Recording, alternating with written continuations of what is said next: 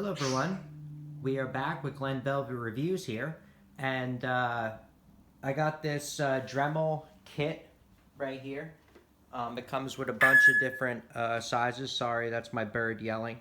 Um, but yeah, this is the kit that I got. It came with metal, and then it came with plastic ones. Here's what the back looks like. So we're going to test this out right now and get a little test. I'm going to turn this on.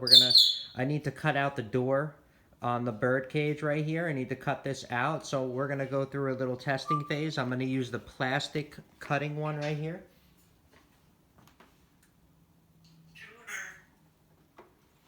Which is this one right here.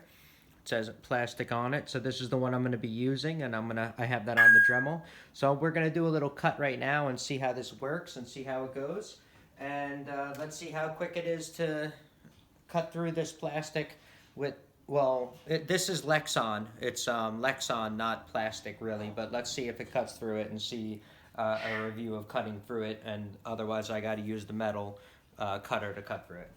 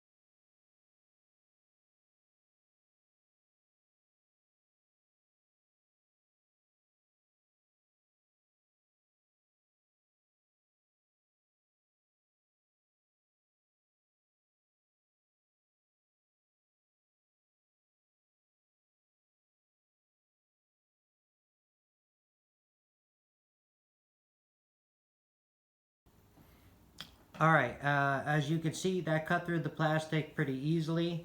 I didn't have a problem at all. It took me probably, I'm going to fast track this, but this took me a total of maybe 5 minutes total to cut out that entire square. So that's not too long at all. This still opens now. Yep, if we need to put the food in here, it's good to go. Okay, so that's it.